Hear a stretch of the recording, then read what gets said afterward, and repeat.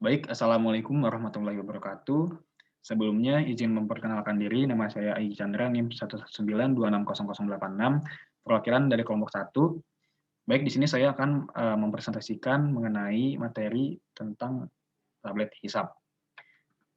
Topik pembahasan yang akan dibawakan meliputi definisi dan tujuan, keuntungan dan keterbatasan, lalu formula, kemudian teknologi pembuatannya, evaluasi, serta contoh sediaan di pasaran. Tablet hisap adalah sediaan padat yang mengandung satu atau lebih bahan obat, umumnya dengan bahan dasar beraroma dan manis yang dapat membuat tablet melarut atau hancur perlahan-lahan dalam rongga mulut.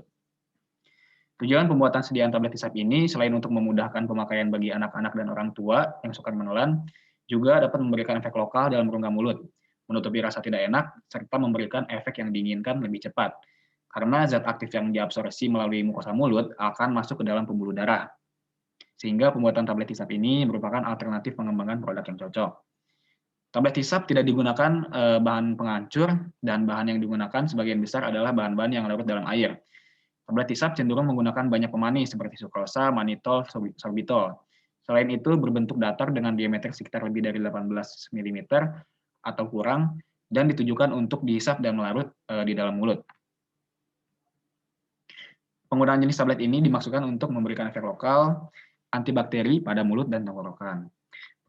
Persyaratan mutu fisik tablet hisap berbeda dengan tablet biasa. Perbedaan tersebut diantaranya terletak pada kekerasan yang lebih tinggi dari tablet biasa, yaitu 7-14 kg, serta larut atau terkikis secara perlahan dalam mulut dalam jangka waktu 5-10 menit.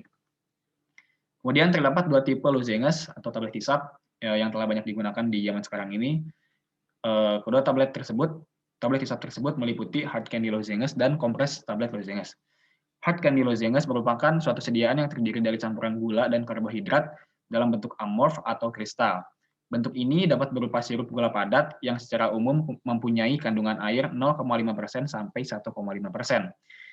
Kemudian kompres tablet lozenges prinsipnya sama dengan pembuatan tablet kompresi biasa, namun perbedaan yang mendasarnya terletak pada bahan dasar, ukuran tablet, serta waktu hancur penyimpanan tablet. Biasanya diameter yang dimiliki lebih lebar, antara 5/8 sampai 3/4 inci, kemudian dikempa dengan bobot tablet antara 1,5 sampai 4, gram, dan diformulasi agar mengalami waktu larut dalam mulut secara perlahan-lahan. Kemudian terdapat beberapa keuntungan dan keterbatasan.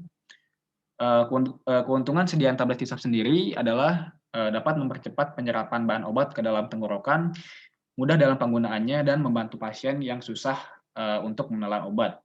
Kemudian tablet hisap ini sangat mudah digunakan, kemudian memiliki rasa yang lebih enak dan memberikan efek lokal. Tablet hisap ini mudah digunakan dengan cukup dihisap dan tidak perlu menggunakan air untuk menelannya, karena tablet langsung kotak dengan cairan saliva yang ada di dalam mulut, sehingga tablet akan pecah dengan sendirinya. Tablet hisap akan hancur secara perlahan dalam mulut sehingga kontak dengan rangsang rasa lebih lama. Oleh karena itu, pada formula tablet hisap, komposisi bahan aktif dan bahan tambahan sedapat mungkin dipilih dan diformulasi sehingga mampu menutupi rasa yang tidak enak dari bahan aktifnya. Kemudian kekurangan dari tablet hisap sendiri yaitu dibutuhkan bahan-bahan yang bagus seperti bahan pengikat yang benar-benar bagus agar tablet hisap sesuai syarat. Jika tidak, maka tablet hisap tersebut tidak akan memenuhi syarat nantinya. Kemudian berikut formula dari tablet hisap serbuk buah mangga yang akan dibuat dengan bobot 250 mg. Komposisinya terdiri dari serbuk buah mangga, sukrosa, manitol, gelatin, magnesium stearat, asam nitrat, dan pewarna dan bobot dan pewarna.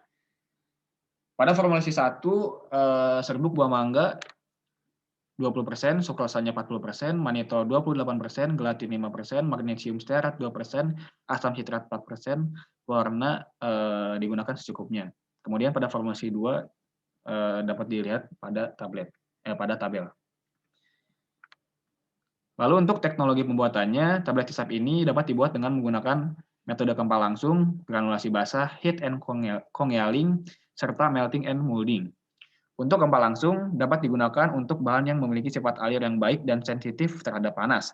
Dalam metode ini, semua bahan serbuk dicampur dengan secara menyeluruh dan dilakukan pengkompresan tanpa memerlukan proses granulasi.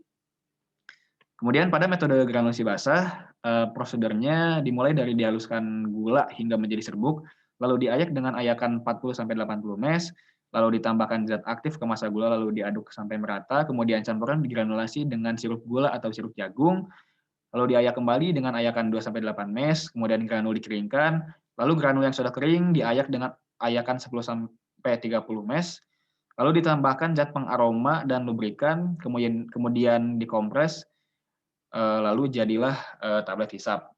Kemudian pada metode heat and congealing, metode ini biasanya digunakan dalam membuat hard candy lozenges atau tablet hisap yang keras gitu ya.